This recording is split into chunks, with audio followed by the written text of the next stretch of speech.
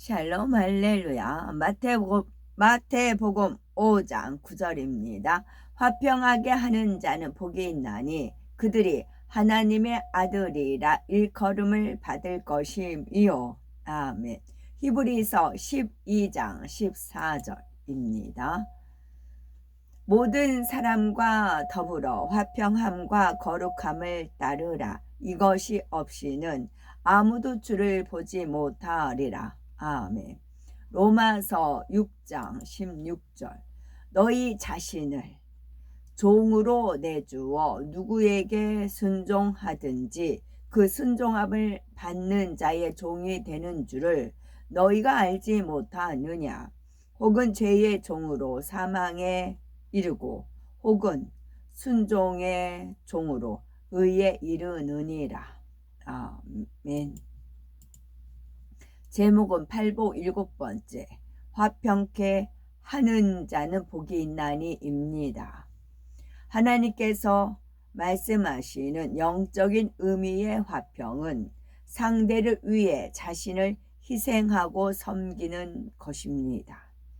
상대를 위해 자신을 희생하고 섬기는 것입니다. 자신을 낮추고 상대를 높이는 마음이기 때문에 무례히 행치 않고 설령 내가 옳다 하더라도 비진리가 아니면 상대에게 맞추어 주지요.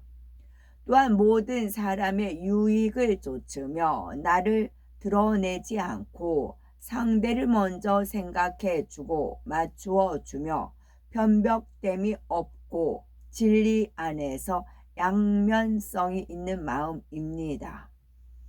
그러므로 화평케 하는 사람이 되려면 내 자신을 희생할 수 있어야 합니다. 상대를 위해 자신을 희생하고 섬기되 생명까지 내어주는 것이 영적인 화평이지요.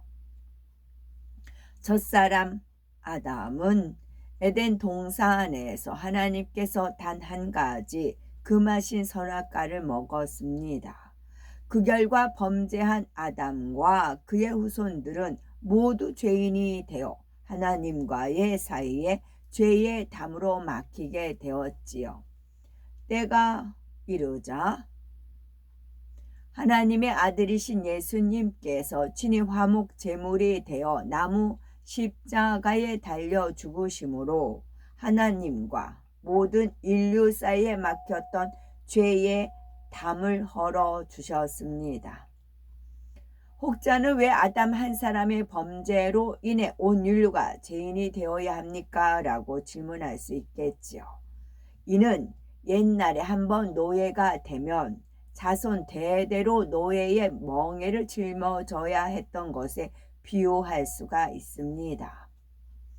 로마서 6장 16절에 너희 자신을 종으로 들여 누구에게 순종하든지 그 순종함을 받는 자의 종이 되는 줄을 너희가 알지 못하느냐 말씀하신 대로 첫사람 아담이 원수 마귀에게 순종하여 죄를 범함으로 모든 사람이 죄인이 된 것입니다.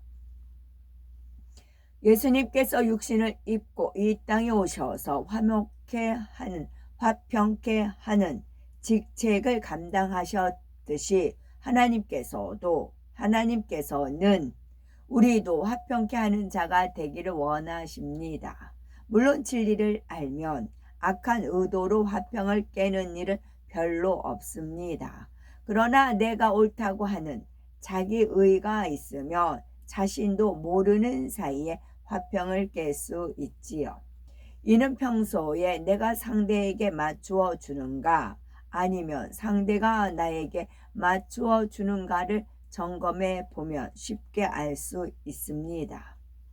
예를 들어서 아내는 음식을 싱겁게 먹는 반면 남편은 짜게 먹습니다. 이때 아내가 싱겁게 먹는 것이 건강에 좋으니 무조건 자신의 의견에 따르라고만 한다면 다툼이 일어날 수 있습니다.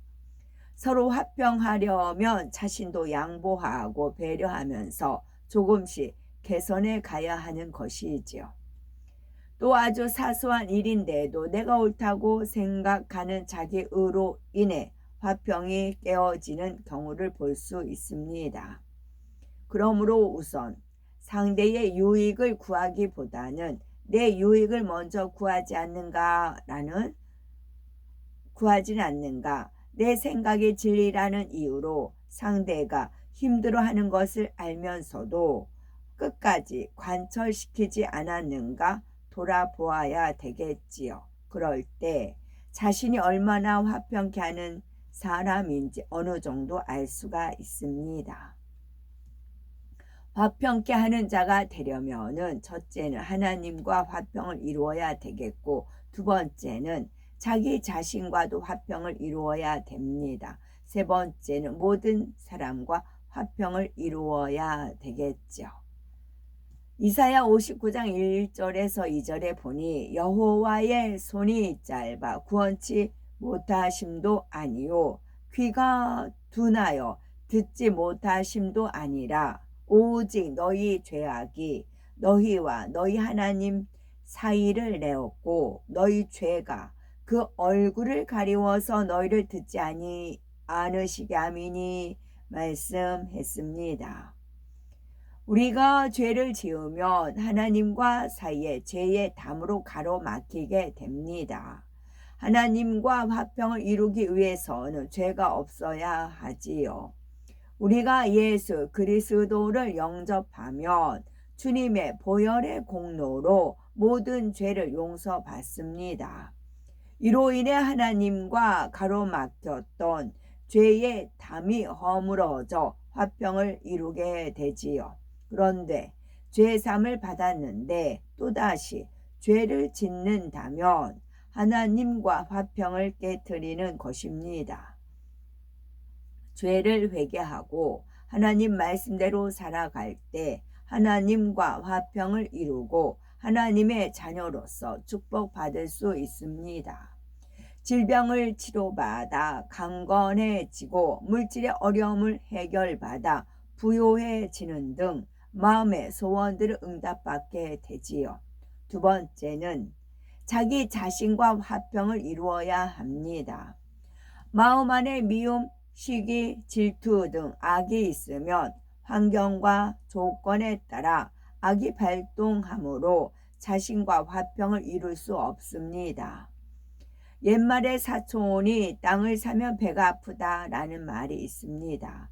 이는 남이 잘 되는 것을 싫어하는 시기심 때문에 스스로 고통받는다는 뜻이지요. 이처럼 시기, 질투, 교만, 다툼, 간음 등 마음에 악이 있으면 참 평안을 누릴 수 없고 내 안에 계신 성령께서 단식하시니 마음이 공고해질 뿐입니다. 그러니 자기 자신과 화평을 이루기 위해서는 마음의 악을 벗고 성령의 소욕을 쫓아야 하지요. 세 번째는 모든 사람과 화평을 이루어야 합니다. 자신에게 잘해주는 사람과는 화평을 이루기가 쉽지요. 그러나 하나님께서는 모든 사람과 더불어 화평함과 거룩함을 좇으라 말씀하셨습니다. 어떤 사람은 악해서 화평을 깨기보다는 상대의 입장을 이해하지 못하고 포용하지 못하므로 화평을 깨기도 합니다. 가령 열정적으로 일을 추진하다가 주변 사람들을 불편하게 만드는데도 본인은 모릅니다. 반대 의견이 나와도 나는 하나님 나라를 위해 더 좋은 쪽을 택했으니까 하며 계획대로 추진해 가지요. 이런 사람은 주님께서 보실 때 어떠실까요? 하나님 나라를 위하는 열심은 기특하지만 실족하고 상처받는 영혼들에 대해서는 마음 아파하실 것입니다. 비진리가 아니라면 상대의 연약한 믿음도 고려하여 화평을 쫓는 것이 바람직하지요. 하나님께서는 화평을 깨면서 많은 일을 이루는 것보다 적은 일이라도 화평함 속에 이루는 것을 더 기뻐하십니다. 마태복음 5장 9절에 화평케 하는 자는 복이 있나니 저희가 하나님의 아들이라 일컬음을 받을 것이며 했는데, 여기서 하나님의 아들이란 단지 남자만을 뜻하는 것이 아니라 하나님을 닮은 모든 자녀를 지칭합니다. 단순히 구원받은 하나님의 자녀로서의 차원을 넘어 더 깊은 영적인 의미를 담고 있지요. 우리가 예수 그리스도를 영접하여 성령을 받으면 하나님의 자녀가 되지만 믿음의 분량은 각 사람마다 차이가 납니다. 겨우 구원받을 만한 자녀들의 믿음이 있는가 하면 이제 막 하나님에 대해 알아가는 아이들의 믿음이 있습니다. 또 원수마귀 사단을 물리칠 수 있는 청년들의 믿음이 있는가 하면 장성한 믿음의 분량으로 태초부터 계신 하나님을 아는 아비들의 믿음도 있지요. 화평케 하는 자란 아비들의 믿음을 이룬 하나님의 자녀를 말합니다. 악은 모양도 없고 하나님의 선과 사랑을 이룬 자녀, 하나님의 마음을 쏙 빼닮은 자녀이지요. 이런 사람들은 기도하는 것마다 응답받고 축복받으며 하나님의 권능도 받아 원수마귀가 두려워 떨며 물러갑니다. 뿐만 아니라 영화로운 새 예루살렘 성에 들어가 참 아들로서 존귀와 영광을 누리게 되지요. 만물의 주관자가 되시는 하나님을 쏙 닮아서 그분의 아들이라 일컬음을 받는다면 그 영광과 존귀함이 어떠하겠습니까? 천군 천사들의 호의와 수종을 받으며 수많은 전국 백성에게 세세토록 칭송을 받게 됩니다. 새 예루살렘에서 웅장한 황금 보석집과 온갖 아름다운 것들을 누리며 존귀와 영광 가운데 영원히 살아가게 되지요. 그러므로 주님의 선하고 아름다운 마음을 닮아 하나님과의 화평은 물론이요 자신과의 화평도 이루며 모든 사람과도 화평을 이루어 영원한 새 예루살렘에서 큰 영광 중에 거하는 보배롭고 아름답고 복된 우리가 되어야 되겠습니다. 아멘. 요한일서 2장 14절에 나오는 아비들의 믿음 살펴봅니다. 창조주 하나님의 근본까지 아는 믿음입니다. 하나님의 깊은 섭리를 깨닫고 태초부터 계신 하나님을 아는 차원이지요. 모세는 하나님의 근본을 알았기에 천지 창조를 비롯하여 무수한 비밀을 계시받아 모세 오경을 기록했습니다.